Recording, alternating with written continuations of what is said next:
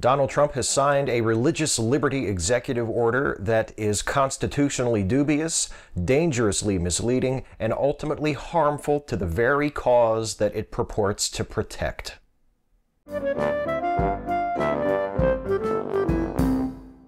Those are not my words. Those are the words of David French, a writer for the National Review, arguably the leading conservative publication in the United States. With this executive order on religious liberty, his 34th executive order in less than 4 months, Trump seems to have angered or disappointed just about everyone, regardless of where they stand on the political spectrum. He's getting pretty good at that. Of course, folks on the left and folks on the right are upset by Trump's executive order for very different reasons. On the right, they're disappointed that the order doesn't go far enough. They were hoping for explicit language exempting religious believers from laws intended to stop them from using their faith to discriminate against people on the basis of sexual orientation or gender identity, or to block women from obtaining birth control. You know, religious issues. Here on the left, most of us are offended by the suggestion that religious liberty should include the right to discriminate against protected classes of people. It's a fundamental disagreement over how the concept of religious liberty should be interpreted. There's no meeting of the minds between the two sides on this issue, and there probably never will be, but for my part, as a leftist and an atheist who believes very strongly in religious liberty and the value of a religiously pluralistic society, I thought that I would explain what religious liberty is and isn't from my point of view. The foundation of religious liberty in U.S. law is the First Amendment of the Constitution, where freedom of religion is the first freedom guaranteed, mentioned before freedom of speech, press, or assembly. The first two clauses of the first sentence of the First Amendment read, "Congress shall make no law respecting an establishment of religion or prohibiting the free exercise thereof." That's pretty broad.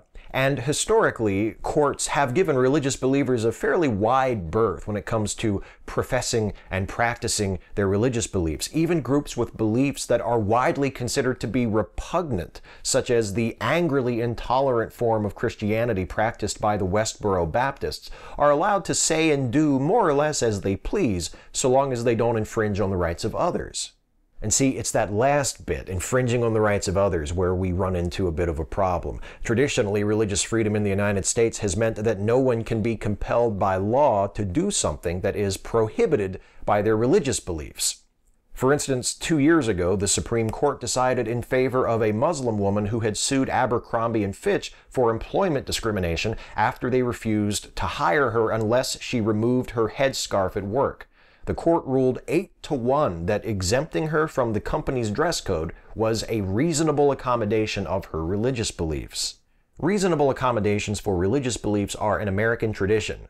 Conscientious objectors are allowed to refuse to participate in military combat, parents are allowed to homeschool their children, employees are allowed a schedule that permits them to take breaks to pray as required by the doctrines of their faith, and many other allowances are made for people every day. The right to a reasonable accommodation of one's religious beliefs is rooted in the First Amendment and was codified into U.S. law by the Civil Rights Act of 1964. But, and here's the bit where the left and the right part company on this issue, none of that gives anyone the right to use their religious beliefs as an excuse for discriminating against other people. An employee asking for an accommodation so that they can wear a headscarf or have the day off for the Sabbath is fine.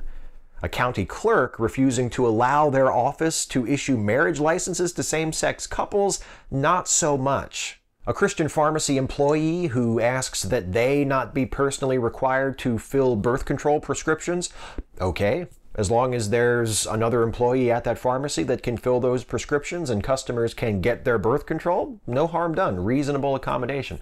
But a Christian employer who claims the right to refuse to provide legally mandated health insurance that covers birth control, now that's going beyond a reasonable accommodation. Now that is the employer claiming the right to deprive people of services to which they are legally entitled.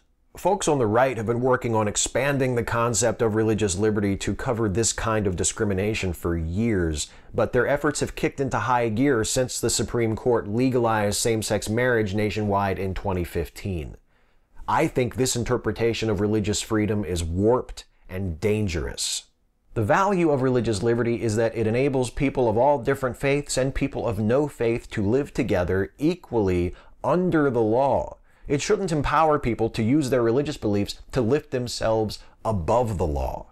One of the things that makes a reasonable accommodation reasonable is that it imposes no undue burden on anyone else. But if you are claiming the right to deprive people of things to which they are legally entitled, like a marriage license or service at your restaurant, also guaranteed by the Civil Rights Act, or if they're your employee, health insurance, you are most certainly imposing an undue burden.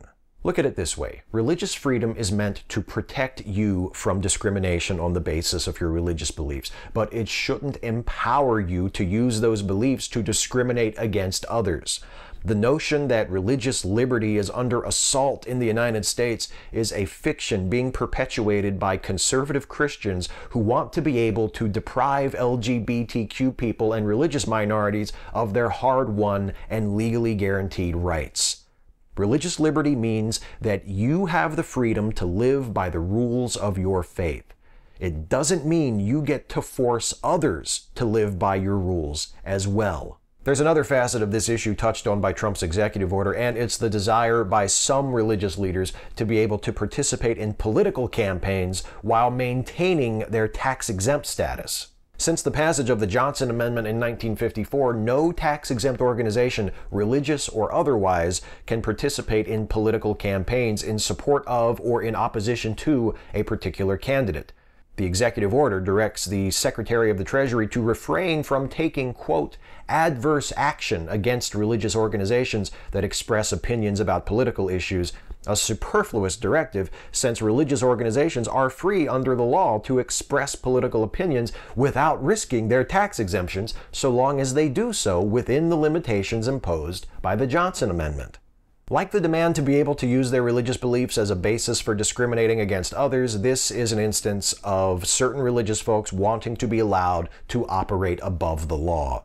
They're already free to express political speech, and they're free to participate in political campaigns as well, but at the potential cost of their tax exemption. And I say potential because there has only been one known case of a religious organization losing its tax-exempt status for participating in a political campaign since the enactment of the Johnson Amendment 63 years ago. Religious organizations are free to participate in politics, but they must do so under the same rules as other types of organizations. If they want to maintain a tax-exempt status, they must abide by the law, including the Johnson Amendment. If they want to participate in political campaigns for or against a particular candidate, they can do that too, but they can't expect to do that and keep their tax-exempt status. They can eat their cake, or they can have their cake. They can't do both. Makes sense to me. Hey folks, thanks for watching. Hope you enjoyed that one. If you did, please like, share, and subscribe. And also please consider helping me to make more videos like this one by supporting this channel through Patreon. You can go to patreon.com/Steve Shives to become a patron. Thanks for watching, and I'll see you next time.